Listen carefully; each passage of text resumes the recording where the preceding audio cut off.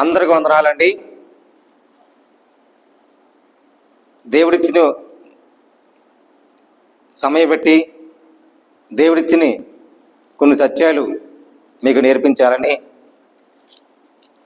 మీరందరూ వింటున్నారు. సందేశాలు చక్కగా ఆత్మీయంగా కొనసాగిస్తారని యేసుక్రీస్తు ప్రేమ సహవాసముతో మీరు ఉంటూ ఆయన మూలముగా కొనసాగిస్తూ విజ్ఞానముతో ప్రభుపక్షముగా నిలబడి ఎప్పుడు ఆయన ఆంక్షలు మీకు ఉన్నట్లుగా నడవాలని నేను ప్రార్థిస్తున్నా.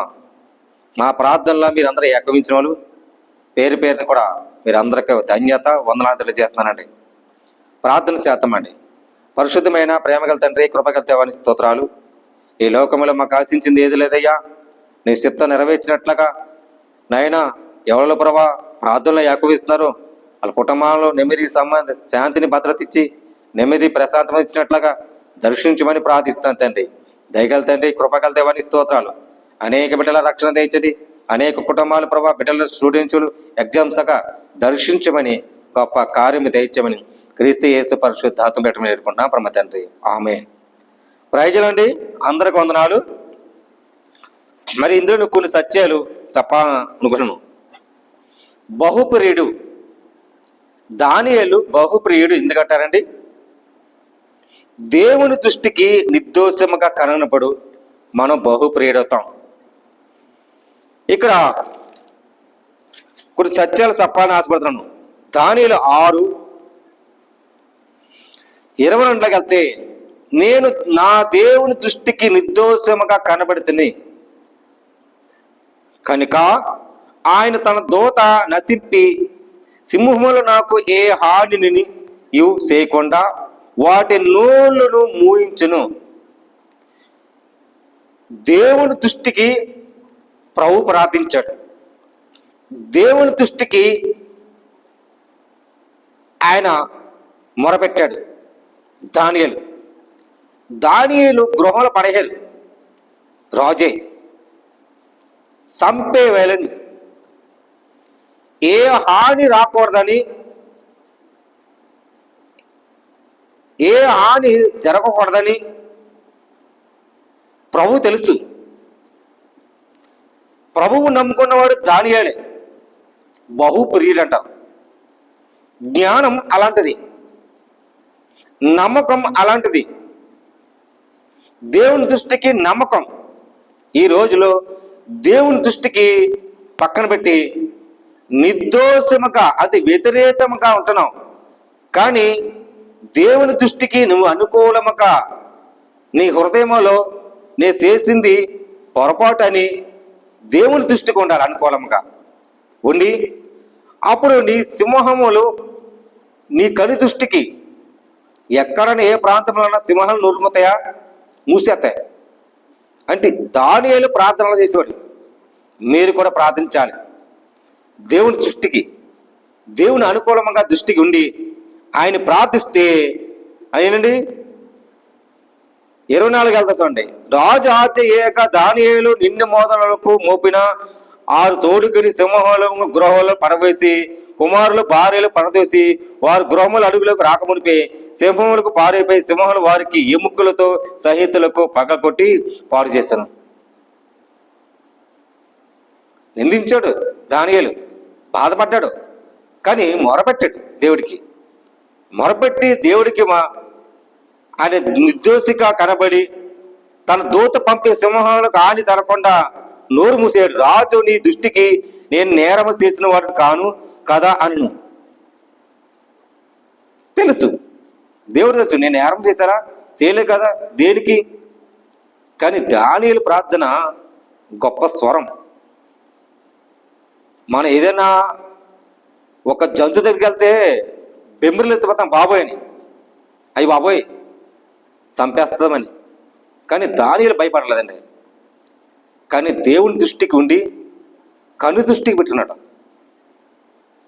ప్రభువా తండ్రి, నాకు అపాయం వచ్చింది, ఈ అపాయం తప్పించు నీ దృష్టిగా, సావైనా బతికైనా నీతోనే అని దేవుడు దానియేలు దేవుడికి మొరపెడితే ప్రార్థనలకు ఇచ్చాడు.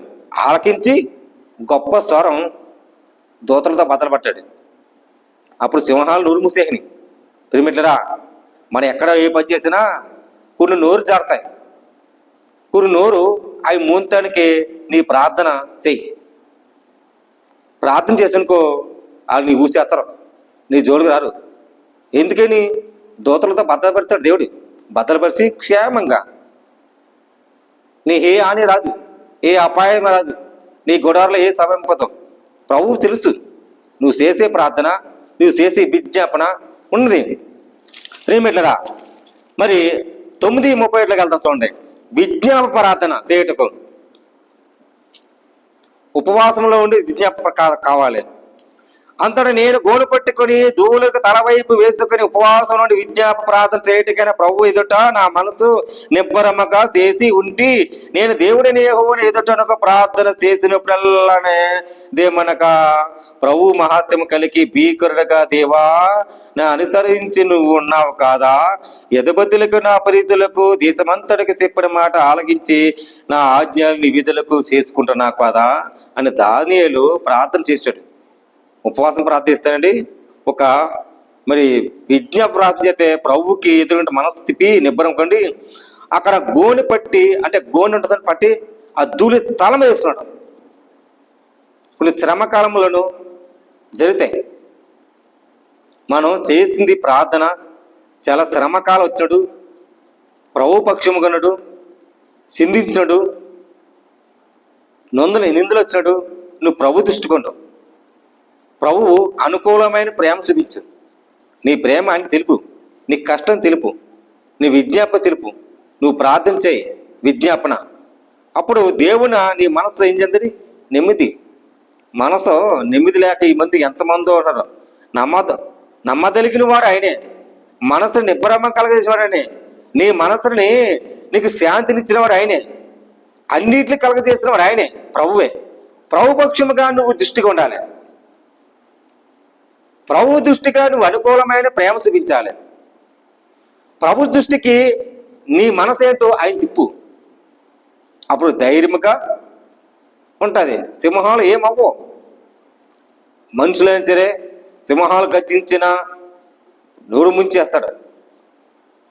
కొదమ సింహాలు వచ్చిన, గాండ్రిచ్చిన, సాతాను చోటి నిన్ను ప్రవేశించే ఆయన నిన్ను డాష్ చేయాలన్నా ఏది రాదు.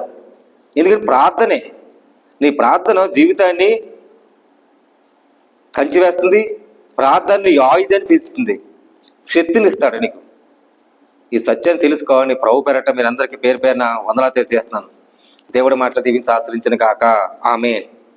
దానియేలుగా విజ్ఞాప ప్రార్థన, నిబ్బరముగా ఉండి ఆయన దృష్టికి ఉన్ని ప్రార్థన చేస్తాం. ప్రార్థన పరిశుద్ధమైన ప్రేమగల తండ్రి, కృపగల దేవానికి స్తోత్రాలు. అయా, ఎవరో ప్రభా నీ దృష్టికి ఉంటున్నారు, నీ దృష్టి అనుకూలమైన నడుస్తున్నారు నాయన, నువ్వు చూస్తున్నవాడు ఎరుగునవాడు తండ్రి. అయా, ఉపవాసం ప్రార్థనలు ఎంతమంది ఉంటున్నారు తండ్రి, నువ్వు ఉన్నావని, నువ్వు చూస్తున్నవాడు, నడిపించేవాడు ప్రభా, సాక్ష్యం వారి కండి. అయా నాయన, అమ్మస్య ఎక్కడ పని చేస్తున్నా, ఎక్కడ కష్టపడినా ప్రభా, కొన్ని సింహాలు ప్రభాన గర్జిస్తాయి. గాంట సింహం వల్లే, కొత్త సింహాలే గర్జిస్తాయి సార్ నాయన. ఏ టైంలకు సాతానుగా గర్జిస్తాడు తెలియదు ప్రభా. నాయన నువ్వు చూస్తున్నాడు ఎరుగున్నాడు ప్రభా. నాయన ఎలాంటి సింహాలు గర్జించినా ఏ అపాయాలు లేకని నీ దోతలతో భద్రపరిచి ప్రభా నాయన నిబ్బరంగా ధైర్యంగా ఉండి నీ సపోర్ట్ని సాయించి ధైర్యంగా సహాయం తెచ్చండి, ఆశీర్వదించండి. మహిమగల దేవుడా, గొప్ప కార్యం తెచ్చి మహిమగల దేవుడా నీ శ్వాసం దర్శించి ఆత్మసారంగా నడిపించి మేలు చేయమని, నీ దృష్టిగా ఉన్నట్లకని సాక్ష్యం నిలబెట్టుకోమని, సహాయం ఆదరించి ప్రేమించమని క్రీస్తు యేసు పరిశుద్ధాత్మ బట్టి వేడుకుంటున్నాం పరమ తండ్రి. ఆమేన్. ప్రైజులండి, అందరూ వందనాలు.